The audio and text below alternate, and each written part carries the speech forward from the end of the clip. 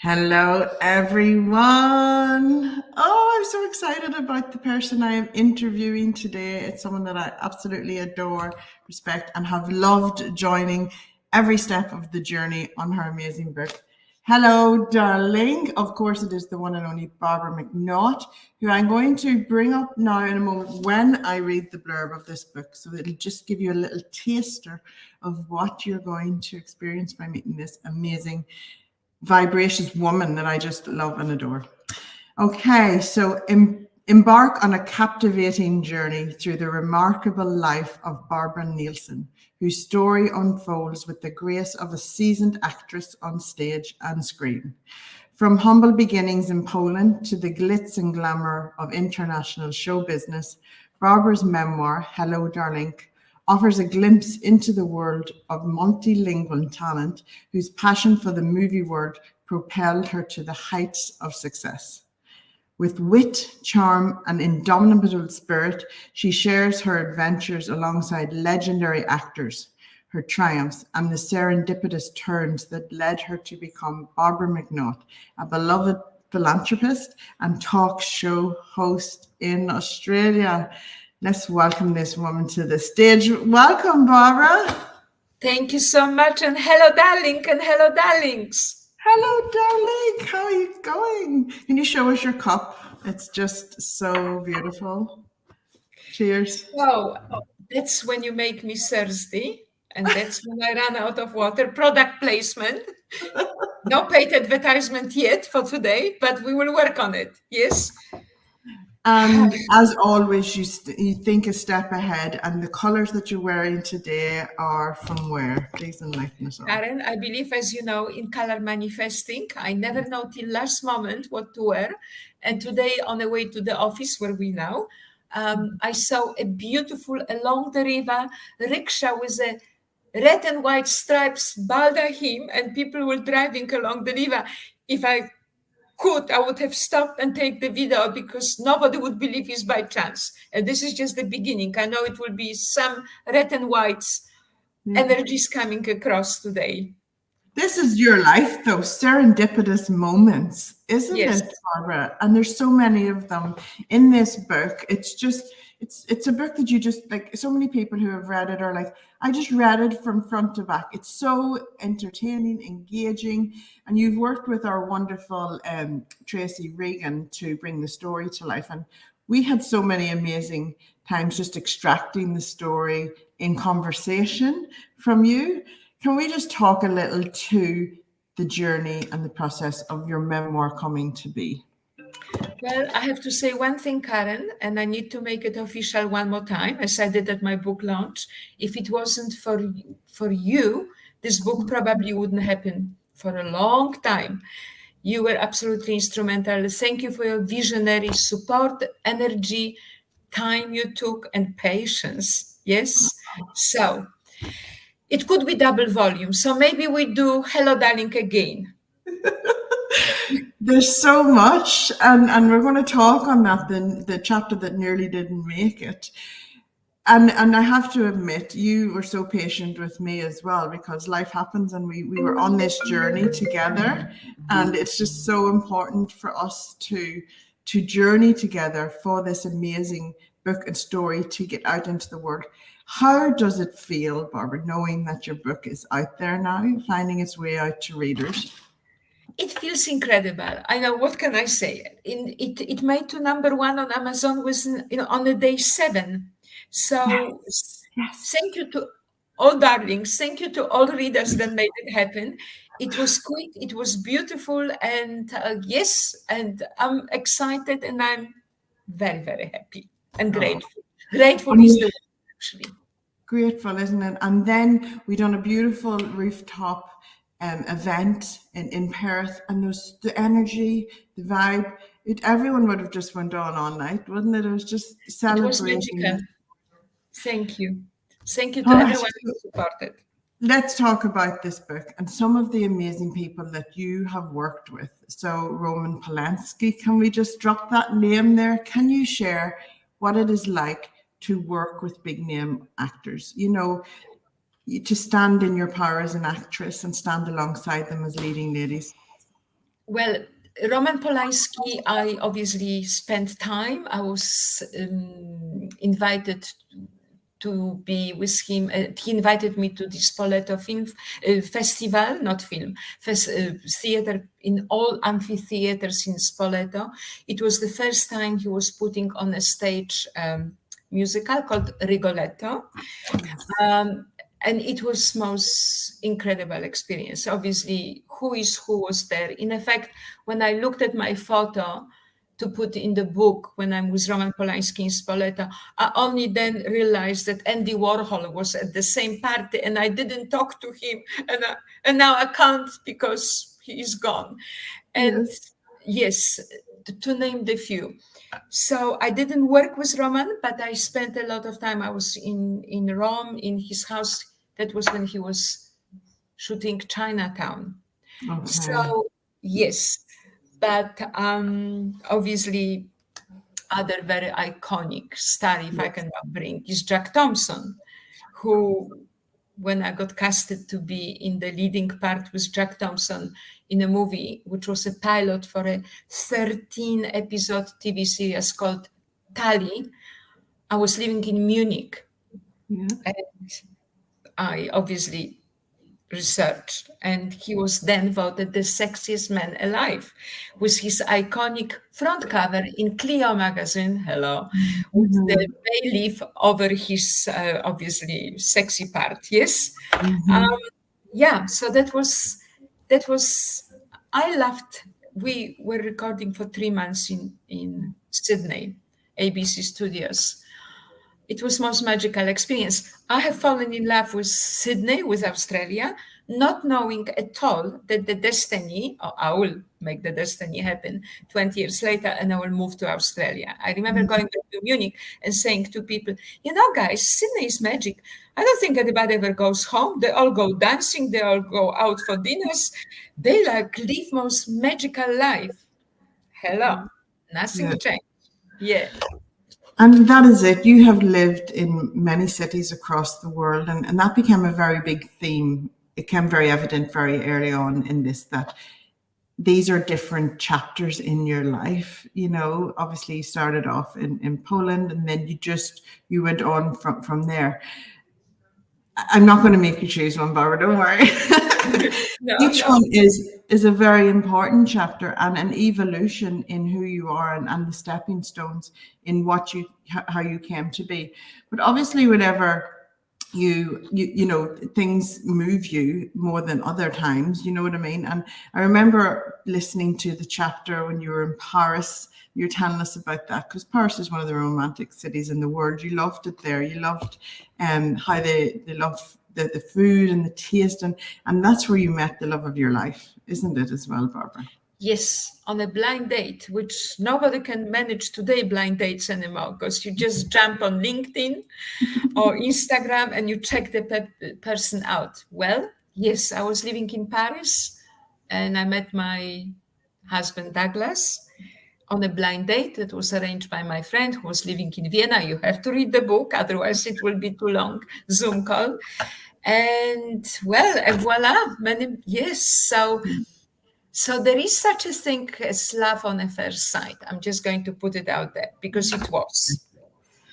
And then there are maybe few tips in a book that some of you can use for their own love ventures and life. Again, I always say there is no one size that fits all, but if you mean something and you're going to tell somebody, they're going to get it. If you don't mean it, just don't bother. And when you read the chapter, you will know what I mean. I won't say it now. Honestly, my brain is buzzing with so many things for us to talk about, because I love the story that you share about the time you had to learn another language for a movie because you really wanted that part. And then you ended up, I'm not going to say you kidnapped, you borrowed a young man. Would be seen like this, yeah. But it was serendipitous, Barbara, that this opportunity came, but you had a desire to learn a language for this part, and you knew what you needed to do, and you took the steps to do it. And I see this throughout your journey, that you do it, you know, and it seems irrational to everybody else. Like to go and learn a language in a very short period of time, like what was it, a few days, just to get a part. Like that's huge to do, but you've done it. Can you share that story? I love it. Yes, so thank you. So I was living in Vienna, and I got a phone call from a movie producer asking if what I do on Friday evening, because he's having a French director arriving from Paris who is looking for the leading part in his big feature movie. And the director saw my photo in an actor's guide that I was obviously listed as an actress, and he would like to meet me. So I say, Friday night, I'm free. Of course I was, yeah, for this occasion. And I walked in, and there's a French director sitting there looking like epitome of a French director, with round glasses and checked shirt and striped trousers. And he says, I'm not the only one. I have to say there was about half a dozen of product placement. Sorry, half a dozen of young actresses and actors pitching for different parts. He said, I'm going to tell you now the story. The script is story of my life, partly. The name of the leading girl is Zosia. She's Polish. He doesn't know that I'm Polish, the director, because my acting name was Barbara Nielsen. To cut long story short, which is difficult, when I heard the story, I thought if I don't get this part, I die, because nobody is going to do it better. So he turns to me when my turn came and said in very casual French, "Parlez-vous français?" which means, of course, do you speak French? And I answered, "Un peu." That's all I knew in French. I did not speak French a word. We had a translator because everybody else was Austrian, German, English speaking. The director spoke English, they translated to German for some of them. He says, fantastic, because on Tuesday we're having screen test because we need to decide very quickly who is getting the lead. So Tuesday morning we have a test. I go, d'accord.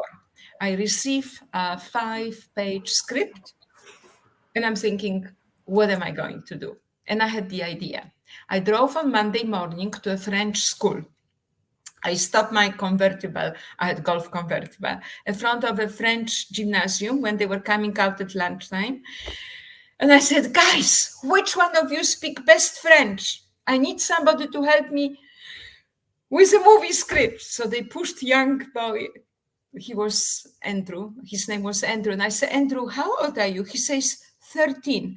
I go, Andrew, can we phone your mom? I need you to translate 5 pages script from French to German. I learn it phonetically in French, and until it sounds French enough, because I'm going for a screen test, by the way, tomorrow, and I have to get it. Until I sound understandable and French enough, we work. He says, no problem. We call my mom. I think the mom was grateful. She had the afternoon off. She said, okay, I go, that's my ID book. That's my telephone number. I give your son lunch. I give him dinner. I do the homework with him. He left at 9 p.m. And when Andrew was leaving, he said, you're going to get the part. I know. I said, I know. I got the leading part. I moved to Paris. The movie opened in 400 cinemas. But the best part was, of course, I wasn't speaking French yet. I was doing my part phonetically. And every time the crew came to me, and French speak very fast. They walk fast, they live fast, they speak fast. The only thing they don't do fast, they don't eat fast and don't drink fast, but they speak fast. So they were coming to me saying, est-ce que vous pouvez Barbara? I go, excuse me, I do not speak French. Ah, bien sûr, vous parlez français.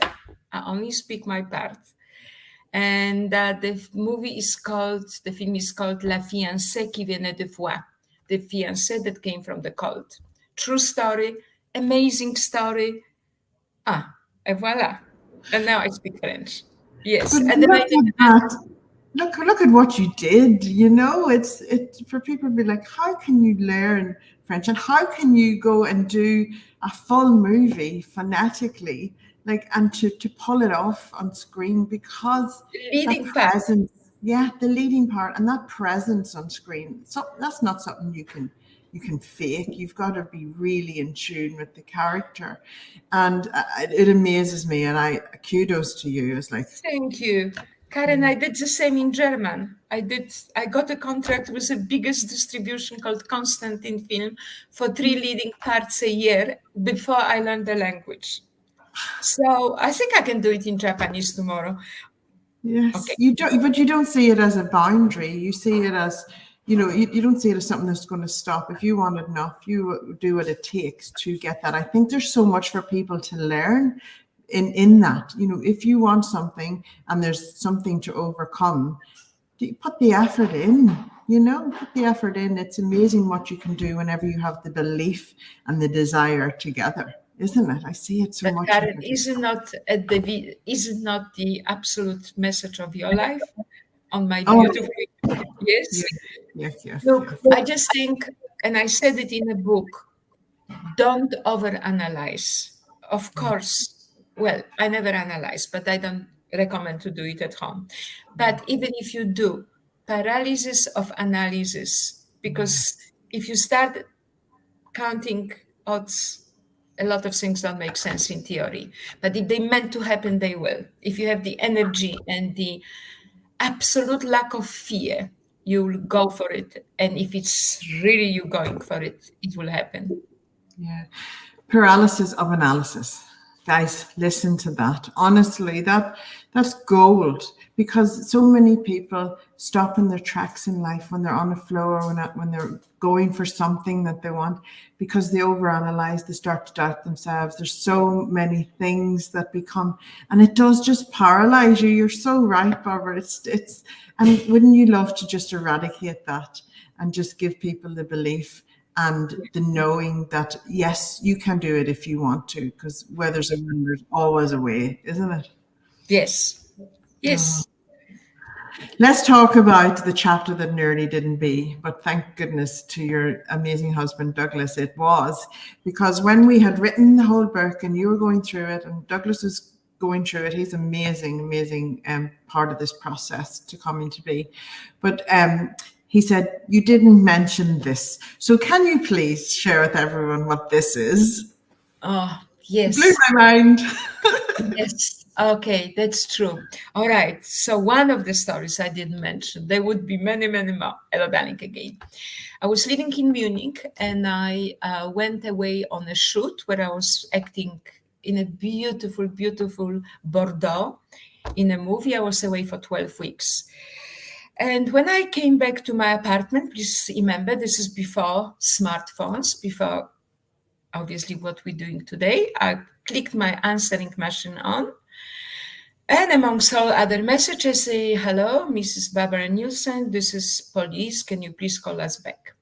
I think, oh my God, I probably went through red light again.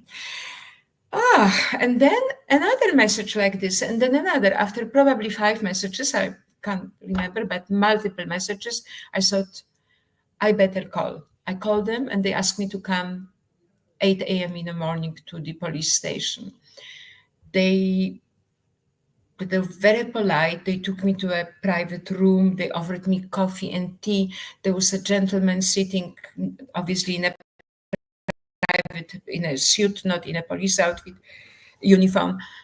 And I knew then, this is not red light. It's not a traffic ticket. So he says, Mrs. Nielsen, thank you so much for taking the time, and thank you. And how do you like your coffee? Oh my gosh. Do you know this man? He's showing me a photo. And I'm looking at the good-looking man in his maybe 40s. And I say, I don't know him, but I could have seen him somewhere. And I actually believed I did. And now I actually know where I saw him. Do you know this woman? Definitely not.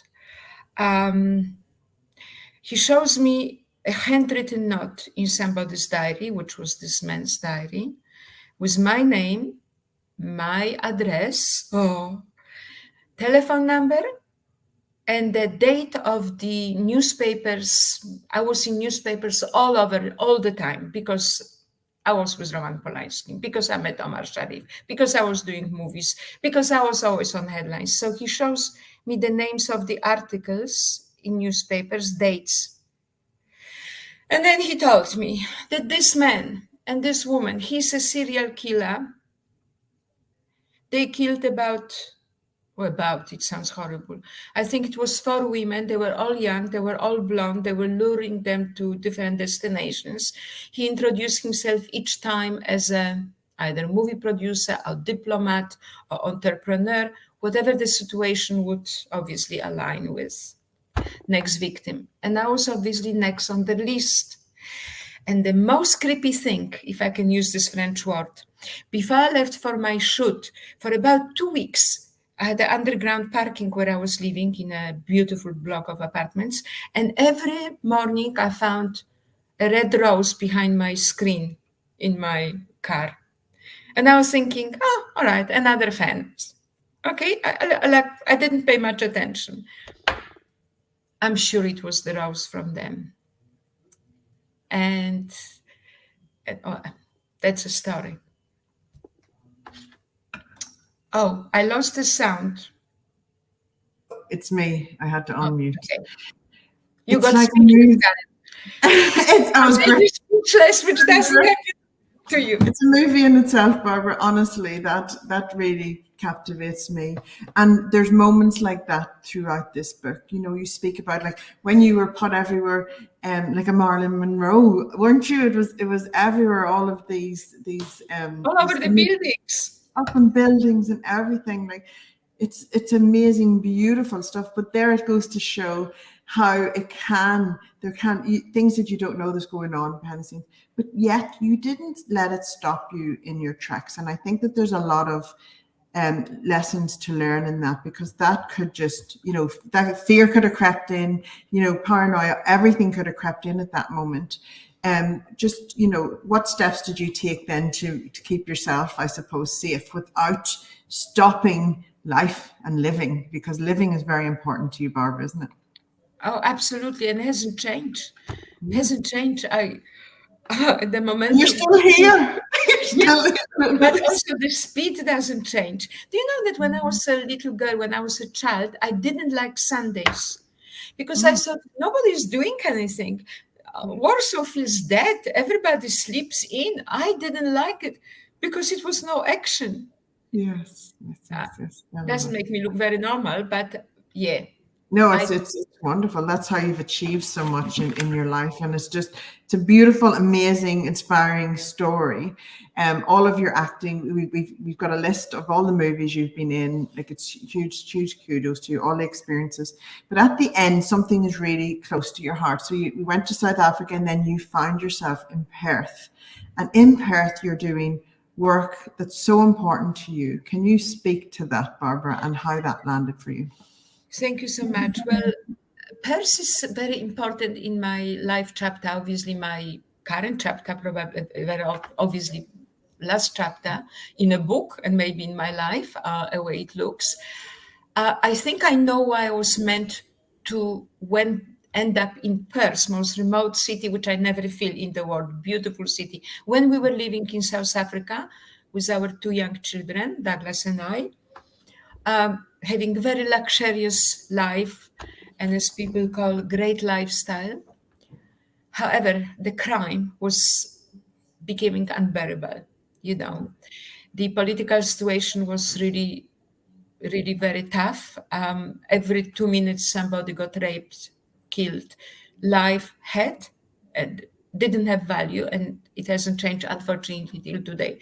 Until something very horrible happened, which I probably won't tell now. I want the viewers to read the book. Read it in the book, which made me decide to move my family, or to move with the family. Yeah. Anyway, I was telling my husband, I just can't live here anymore. I don't care about the mansion. I don't care about the servants. I just can't live here. And our close friends, Frank and Ilona, guys, we love you. They were more visionary than us because they moved out of Johannesburg and located to Perth 2 years earlier. Yeah. To cut long story short again, we came to Perth, we flew to see them, and that was that. Yeah. And that was fall in love with Perth. If you're watching from anywhere in the world, Perth captivates your heart. And then it was like going back in time, wasn't it, Barbara? Because it's absolutely brilliant. Well, it was a little bit of culture shock because Perth was very quiet, but very beautiful. It's still very beautiful, even more beautiful. Still quiet in certain ways, but obviously you cannot compare with Perth then. Now, what has happened since I arrived here, it's like another creative bulb got switched on and doesn't go off. That's it. Oh my gosh, like, I have to sleep faster to. So I said, so quiet, all dressed up, nowhere to go. And I had this vision of creating networking events. Now, this was 2002 with charity component, because I believe we live in such a greedy world where we throw food away, clothes away, where there is such an imbalance. People put food in a dustbins, and other end of the world, people are dying of hunger. And I always thought if we give little bit, everybody gives little bit, the little bit will become a lot. And I started events with fundraising component. My first charity that I supported was Canteen, the organization for young people living with cancer. The networking lunches after 6 months, a year, for women only, turned to events with men and women. And the first Pink Ribbon Ball got launched in 2003, which will celebrate now on the 23rd of November, 21st anniversary. So thank you. In support of breast cancer awareness and research, of course. Yes. I launched the International Women's Day in 2005, when nobody was doing much, almost nothing for International Women's Day. Where in Europe, everybody, oh my God, even every man laughs with the roses or two or women are celebrating. Obviously now International Women's Day is like Christmas for women, Australia-wide, and everything is gone incredible. I think an event that I'm almost most proud of is the Men in Black Ball that I launched in 2008 in support of men's mental health, with a mission: men don't talk, boys don't cry. They rather die than cry. I witnessed news about so much male suicide within a year. People from 15 to 68. And every time when the woman was left behind, she said, without exception, if we just knew, he never spoke about it. So in 2008, I launched the annual Men in Black Ball with testimonial speakers. The first speaker was Tim Marney, who was our under-treasurer. Alan Carpenter was the premier. Everybody was there. The event was sold out within 12 weeks. And it was in support of Beyond Blue then. Mm-hmm. Since then, I launched a charity called Momentum for Australia. And the good news is we're bringing Men in Black in 2025, next year, which had a break. And unfortunately for the world, the need for Men in Black didn't become smaller. It's actually bigger. Yes. The media talks about, obviously, mental health now. In 2008, the word suicide was not allowed on the media to be in print. How much has changed since? However, if we do 2 steps forward, there is 4 backwards. And the list goes on.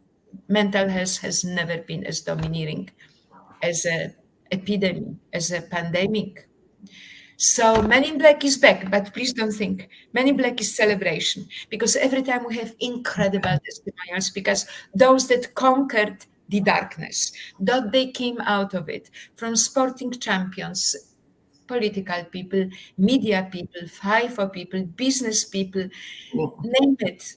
They stand there and they say, and my journey began like this. Oh my God, I get goosebumps. I can't wait for goosebumps, and that's the thing. And it's all about the power of story and creating that platform for story to get shared. And when you're going through it, it's not the time for sharing, but when you've come out the other end and you've got this gift to share with others. Correct. Who may face it in their lifetime, because there's I used to work in mental health, there's such a fine line between being above the line and being below it, and people don't keep their cups filled enough to keep it overflowing all of the time in this fast Correct. world, isn't it, So Barbara? guys, speak out, do what we do, just talk to each other, because when you speak, when you share, the power of conversation is immeasurable.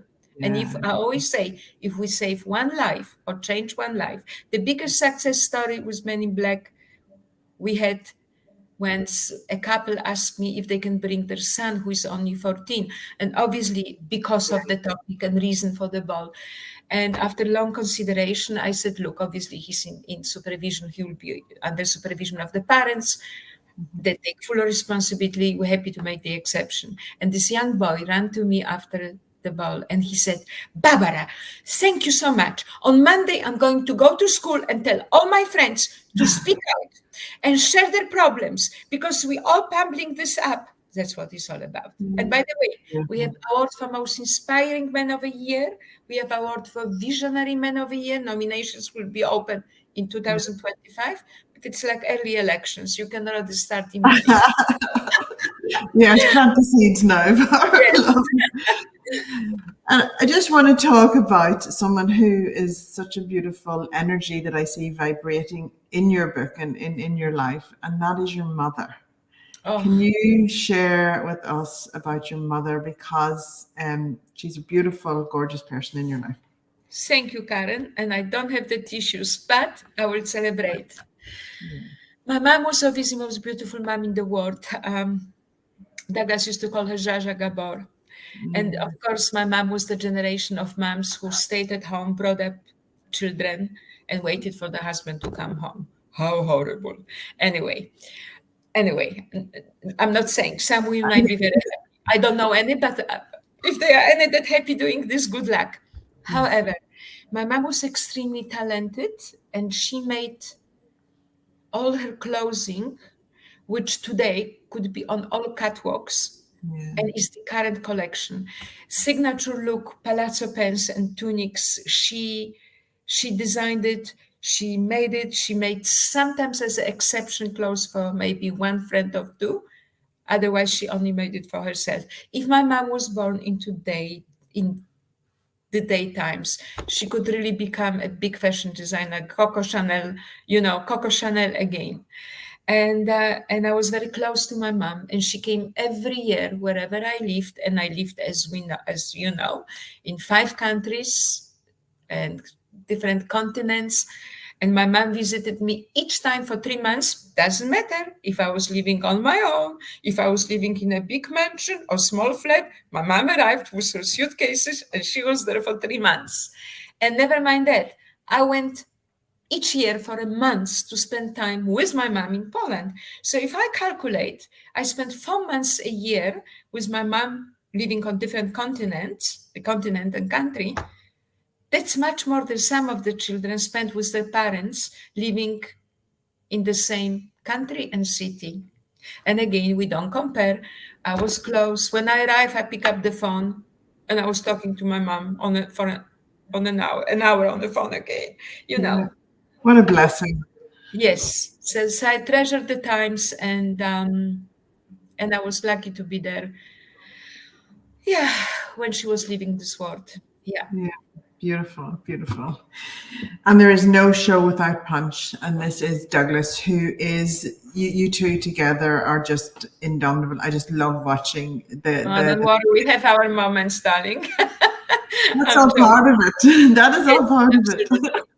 That's another thing I want to tell anybody. If you think you can be always happy, hello, big mistake. Yes, it's like, imagine, it's like having sunshine every day. It has to be cloudy in between. So you look forward to the sunshine. By the way, I love cloudy days. So it has to be, yes, all because the time. then you appreciate the sunshine when Yes. it comes and all of that. It absolutely, and life is life, it's your zest for it and your wonderful attitude and approach to life, Barbara, that I absolutely admire. And I just want to celebrate this book. I know we go over time. We're only supposed to be 15 minutes. I think we're 35.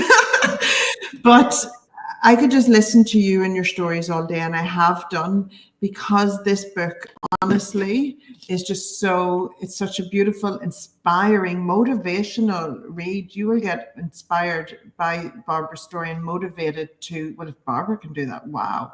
And it just instills belief in others that things are possible. Things that you may have perceived as a block and not possible are absolutely possible. And you get to live vicariously through you and all of your experiences throughout the world. It's just so fun. I just love it so much. So thank you. You have shown up for this book every step of the way, and we are the ones that are the beneficiaries of that. So thank you so much, Barbara. Thank you, Karen, and happy Monday, because you made my Monday happy. Guys, go and grab your copy online. You'll see down the bottom www.kmdbooks.com/Hello Darlink. If you're jumping in on this interview later, you will find a recording of this interview in there. And please share this. This is it's coming up to Christmas. Great book. Books make the best gifts. Get it, enjoy it. And please come and tell us what resonated with you. Come and tell us, write your reviews, share this book with the world, because honestly, it's just so entertaining. So yeah, go and grab your copy today. Barbara, do you want to have any last words for anyone before we finish up? Darling, my last word would be just go for it. Honestly, just enjoy and just go for it. Don't think, because time is running very fast. You want something, go and grab it. And thank you for reading my book. And thank you, darlings, for watching my show. And we see you at the Men in Black Ball before Pink Ribbon Ball. But see you, and thank you. And thank you. And I love all my darlings. And Hello Darlink again. All stories that should have been in a first book will come probably next year. Because I have to admit, they are few. There's quite a few. And don't forget to go and watch Barbara's TV show, Hello Darling, that streams on Foxtel, but also on YouTube. And of course, I'm a bit biased, but we had a nice conversation on there too, didn't we, Barbara? Fantastic episode, Karen. Thank you very much for being my guest. Yes, thank you. Pleasure. Bye, guys. Go and grab your copy today. Thanks, Barbara. Bye, darling. Always a joy. Bye, darling. Thank you.